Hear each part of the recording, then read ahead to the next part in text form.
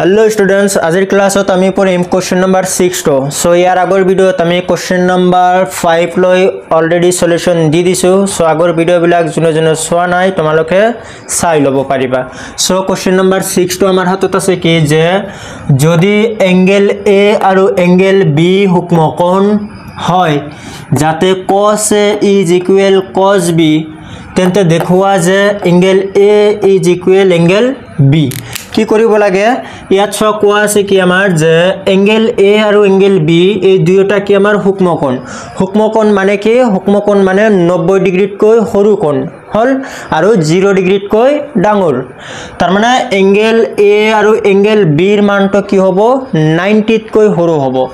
আৰু এটা কন্ডিশন কি আছে cos A আৰু cos B এই দুয়োটা কি আমাৰ সমান তো তোমাক কি কৰিব লাগে এংগেল A আৰু এংগেল B तार माने ये एंगल दुटा आमार समान बुली देखुआबो लागे सो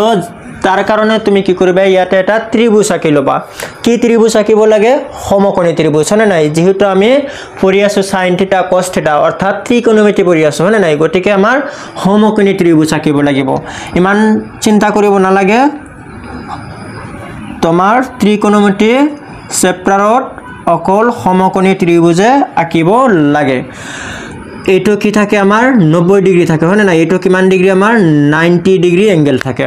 आरु एई दुटा कोण की थाके आमार हुक्मकोण थाके अर्थात 90 डिग्रीत কৈ সৰু থাকে हुक्मकोण দুটা आमार দিয়া আছে সোয়া A आरु B দুটা हुक्मकोण কি দিয়া আছে A आरु B सपोज एटो A हुक्मकोण एटो B हुक्मकोण हल এই हुक्मकोण দুটা आमार দিয়া আছে हुक्मकोण माने 90 डिग्रीत কৈ সৰু এই দুটা आमार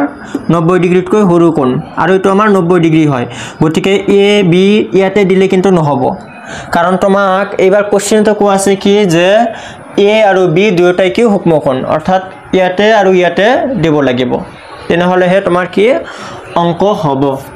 तार पिছত एटो जेतु A B হৈ গল তেনেহলে এটো অটোমেটিক C হৈ যাব আমাৰ হনে নাই C কোণটো আমাৰ 90 ডিগ্ৰী হৈ যাব সো ইয়াতে তুমি কথাখিনি এনেকে লিখিবা যে যেহেতু এংগেল A আৰু এংগেল B এই দুটা কি আমাৰ হুকমকোণ হনে নাই হুকমকোণ গতিকে এংগেল C তো আমাৰ কি হৈ যাব এই এংগেল C তো আমাৰ 90 डिग्री हो जाबो है ना एटो ऑटोमेटिक आमार 90 डिग्री हो जाबो अर्थात समकोण हो जाबो एतिया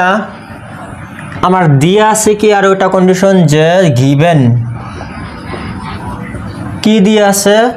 cos A is equal cos B বুলি आमार দিয়া আছে হয়নে এইখিনি ডাটা দিয়া আছে आमार ইয়াৰ পৰা এঙ্গেল A আৰু এঙ্গেল B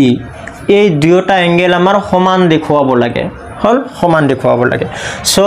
ইয়াতে সোয়া cosৰ লগত এঙ্গেলটো কি আছে আমাৰ A আছে গতিকে A টো আমাৰ কত আছে ইয়াতে আছে হনে নাই গতিকে A কোণৰ বিপৰীত পিনে কোনটো বাহু আছে A কোণৰ সন্মুখত কোনটো বাহু আছে এইটো আছে গতিকে এইটো তেনেহলে কি হ'ব আমাৰ লম্ব হৈ যাব হল এইটো কি হ'ব লম্ব হ'ব আৰু এর লগত কোনটো বাহু লাগি আছে AC গতিকে এটো কি হ'ব আমাৰ ভূমি হ'ব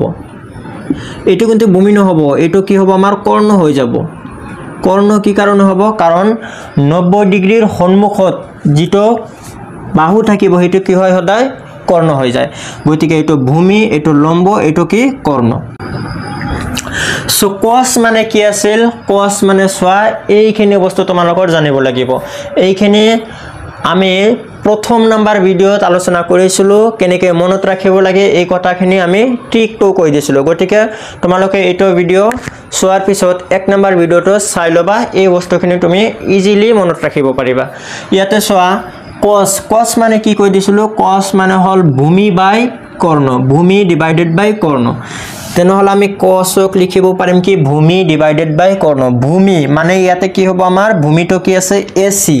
গতিকে AC লিখিব লাগিব ডিভাইডেড বাই কি লিখিব লাগে ভূমি বাই কৰ্ণ কৰ্ণটো কি আছে আমাৰ AB is equal cos B এবাৰ এঙ্গেলটো কি লাগি আছে আমাৰ ইয়াতে সোৱা এংগেলটো এবাৰ আমাৰ বি লাগি আছে গতিকে বি কত আছে ইয়াতে আছে গতিকে বি কোণৰ বিপৰীত ফালে সন্মুখত কোনটো বাহু আছে আমাৰ এসি গতিকে এই বি কোণৰ সাপেক্ষে এবাৰ এইটো কি হ'ব আমাৰ লম্ব হৈ যাব হল এইটো কি হ'ব লম্ব হৈ যাব আৰু বি কোণটো যেটো বাহুৰ লগত লাগি আছে হেটো কি হ'ব আমাৰ ভূমি হৈ যাব এই বস্তুখিনি কিন্তু ধৰিব লাগিব কেতিয়াবা এইটো লম্ব হ'ব কেতিয়াবা এইটো ভূমি হ'ব পৰিৱৰ্তন হয় তাৰ মানে ভূমি আৰু লম্বটো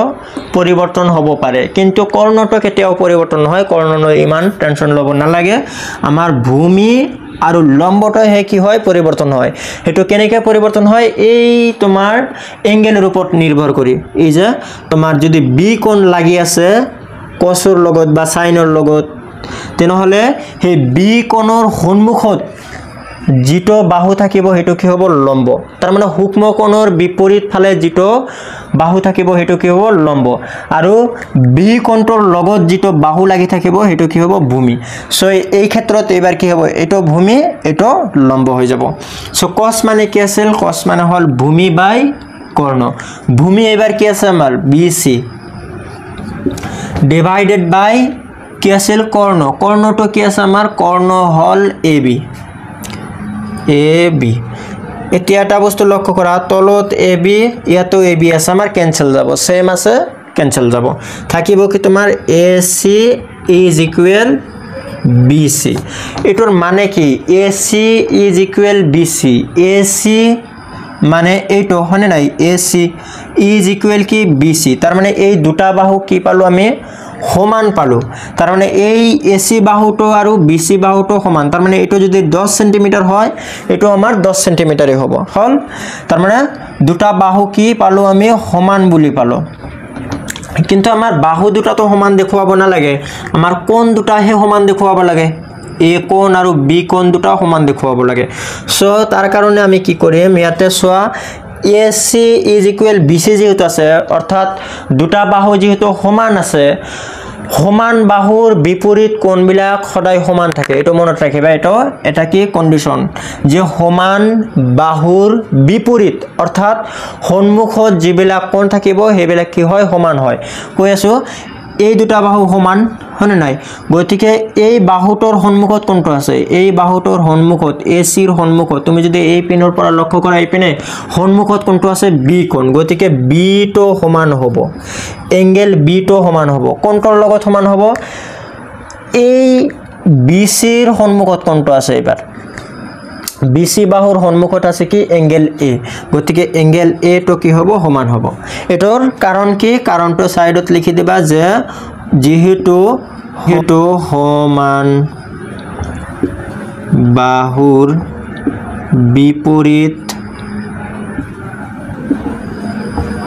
বিপৰীত কোণবোৰ সমান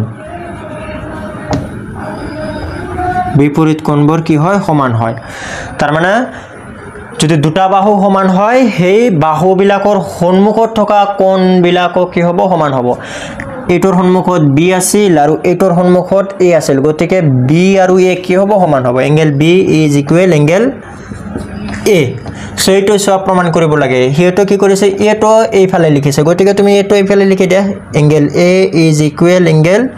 B এটো এইফালে লিখা B তো এইফালে লিখা কোনো কথা নাই হনে নাই এটো আমাৰ কি কৰিব লাগে প্ৰমাণ কৰিব লাগে সো লাষ্টত লিখিবা কি প্ৰমাণ কৰা হল বা দেখুৱা হল বা হেন্স শোড দেখুৱা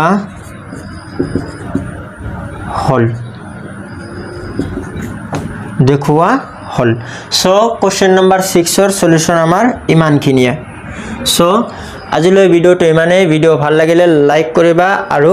কমেন্ট কৰি জনাবা ভিডিও বিলাক বুজি পোৱা নে নাই আৰু যদি কোনোবাই ভিডিওটো প্ৰথমবাৰৰ বাবে চাই আছা তোমালোকে চেনেলটো সাবস্ক্ৰাইব কৰি লবা যাতে মই ভিডিও আপলোড কৰাৰ লগে লগে